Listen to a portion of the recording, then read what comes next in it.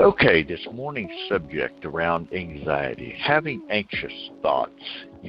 First let's just start out with what is anxiety. And anxiety is thoughts of what could happen, what might happen. Well, having anxious thoughts does not make us a lesser person. So if you've had anxious thoughts and you deal with anxiety, it doesn't make you a lesser person. It doesn't mean that you're a weak person, nor does it mean that you're a faithless person or a broken person. It doesn't mean those things about you, although the enemy would have you to believe all that to be true about yourself. When you find yourself being anxious, he wants you to believe you're weak. He wants you to believe you're faithless. He wants you to believe you're broken. He wants you to believe that you're a lesser person. He wants you to believe that your life doesn't matter. There's nothing about you that's worth living for anymore. That's the tool that he uses when anxiety becomes our life. He uses that then to continue destroying the person. There's been so many people that have chosen to not continue due to anxiety becoming a very prominent part of their life. Anxiety is loud. It speaks fast. It crowds your mind with what ifs, with how bad this might turn out, images in your mind of how bad a situation might be. Anxiety is not just loud, it's colorful. It shows a whole bunch of colors of how bad your life could look, and images of devastating concepts, or just concepts and situations that you just don't want in your life. Anxiety is not only a great storyteller, it is also a great painter. It paints pictures and tells stories and creates images and transmits fear that's connected to every image that it makes. It makes an image of something, of how bad something could be, and then it connects fear to it, because it doesn't just want you to be anxious, it wants you to be fearful along with that. If you have the concoction of fear, images, and thoughts of how bad something can be, it starts to control you, because loud doesn't mean powerful. Noise doesn't mean truth. Just because anxiety is loud and fast and going really going very, very rapidly through your mind with all kinds of images and all kinds of scenarios of what could happen, might happen, probably will happen, and how your life is going to spiral in the absolute wrong direction, and how it's never going to be right again. And all those things. It's fast and it's loud. But let me be very clear. Noise does not mean truth. Truth is generally quiet. It sneaks up, it speaks to you quietly, and it tries to calm your mind and tell you it's not that bad. But I wonder what people are going to think about me. And truth says it doesn't matter. They're going to think what they're going to think anyway, so why don't you do what's right for you? Truth comes up with quiet confidence, where anxiety lacks confidence. It tries to make up looking like it's confident by being noisy, by being fast, by overwhelming the mind with so much chatter. It's like when the military jets fly over a certain enemy space, and they send out their signals that floods the enemy's radar with chatter, that it just looks like there's all kinds of different planes coming in, and they can't tell which is the right one and which isn't. Their system is just is full of this nonsense. It makes no sense at all. They have no clue what's going on. That's what anxiety does to a human mind. It fills your mind with so much chatter. You have really no idea what's truth, what isn't truth. Where do I go? Where do I not go? What do I do? What don't I do? Am I gonna die today? That's what anxiety wants you to get to. It wants you to get to the point where you're saying, am I going to die today? Is it going to all end today?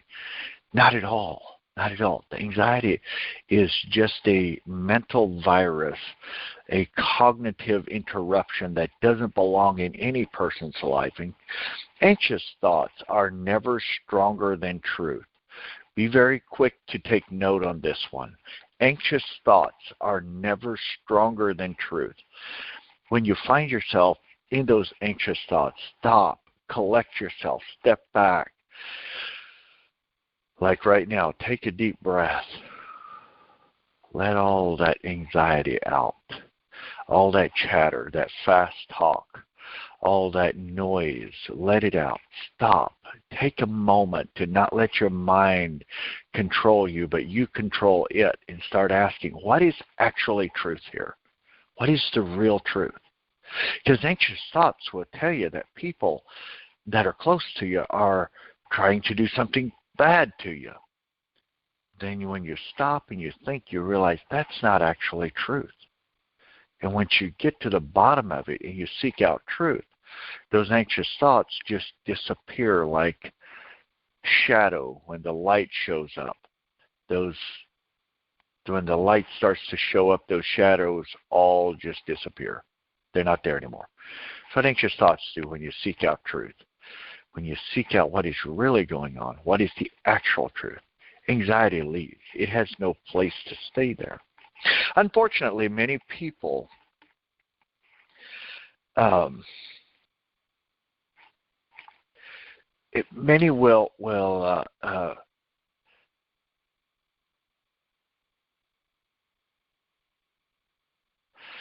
will accept anxiety as their identity. Give me just a moment as I'm processing. I'm thinking of how I can put this that it's not taken wrong. This is unfortunately a truth. Many people will accept anxiety as their identity. And how I know that is people don't just say, I feel anxious. I've had many people tell me I'm an anxious person, which at that moment all I can do is smile, shake their hand, and tell them we can help you. But what I'd really like to say is that's not true. That's a lie. You're not an anxious person, even close. That's an identity that you've connected to yourself. It's not a truth. Stop, take a deep breath, and hear what you just said about yourself. You said you're an anxious person. That's such a lie. God never created an anxious person. Never in the Bible in one place does he say, but God created a third of the world as anxious people. Not at all. They have developed that by not understanding that they have the ability to control anxiety. The fact that they don't realize that they have the ability to control it, they identify it as who they are.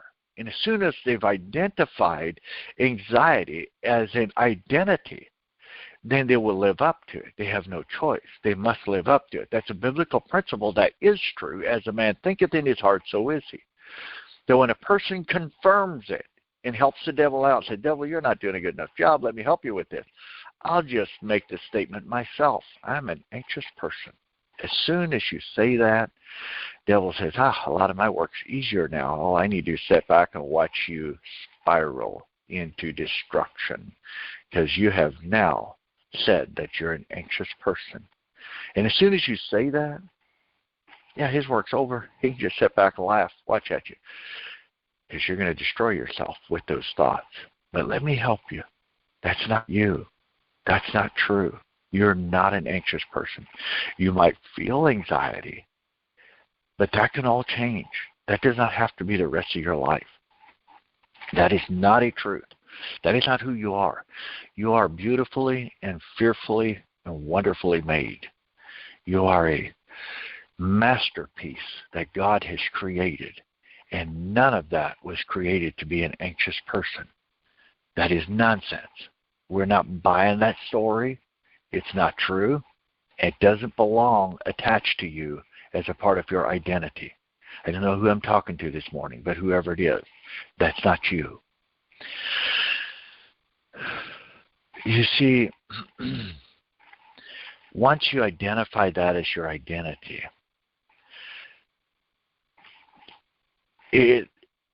that moment, it starts to determine who you are, how you pray, how you plan, how you move, what you do, how you manage, how you feel, how you communicate, even how you eat. Many people overeat due to anxiety. That's a way of kind of, I guess, to them it feels like it's a little bit of comfort is to eat. It's okay. If that's you right now, it's okay. Don't be down on yourself for having lived a life of anxiety. It's okay. That can be helped.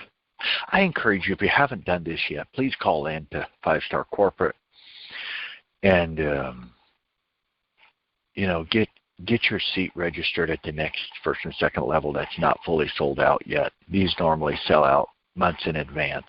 So be sure to grab your seat and bring your friends as well. You guys will enjoy it. There's just so much that can be supported. If you've been there once and you're listening in, re-register as long as there's still availability there. The second, third, and fourth time that you're there is just so much more value than the first time. But let's come back to anxiety. When people don't just say that I feel anxious, but they say I'm an anxious person, they have put themselves in a very critical position. But I don't want to just talk about what we do. I want to talk about, before we close this call, about hope, about something that you can do to conquer that. The mind was created for imagination, creativity, and purpose. Let me share this again. The mind was created for imagination, creativity, and purpose, not endless worry. And I'll repeat that one as well. It wasn't created for endless worry, but let me be very careful and try to unpack this just for a moment. When you were created, your mind is so incredible. AI yesterday, I got a big chuckle out of this. I have an AI system that I once in a while use for whatever crazy reason, just nothing major. But anyway, I decided to be ornery. I was on the road and thinking, and I asked that AI system, are you smarter than me? I waited, and it sent me about a book of its thoughts about my question. At the end of it, it had to admit that I have cognitive abilities that AI cannot touch. And of course, AI doesn't know me. It just knows the information that was shared. I say this partly because I got a big chuckle out of it, and secondly is because people make AI out to be something so incredibly powerful. It can outperform people. There's areas where it can. I can't argue with that. My spelling is quite interesting, and AI does a whole lot better at spelling than I do. So yes, in that area it's much better. But God has given us the ability to think, to process, to understand, to feel, to have intuition. AI does not have intuition. It does not have the sixth sense. Guys, anxiety does not have to be a part of your life. You were made with so much power, so much understanding, intuition, the ability to process information. There's not a more powerful force out there than what's in your mind. And so that's why the enemy attacks one's mind long before he attacks any other part of a person. He attacks your mind first. And if he can get you with anxiety, he's got you at a very critical place. So be sure that whatever you do, you don't say something like, I am an anxious person. You might say, I feel anxious right now. It's okay to feel anxious. Stop, take that deep breath, let all that out, and think, what is truth? When anxiety becomes chronic, it is a sign that the mind is carrying a weight it was never meant to carry alone. Let me repeat this. When anxiety becomes chronic, it is a sign the mind is carrying a weight it was never meant to carry alone. We're here to support you. I trust you're having a great day so far, and it's going to continue getting better as you go through the day. I would just like to encourage every person on here to do me a favor and to never settle for less than who you are. May God bless you.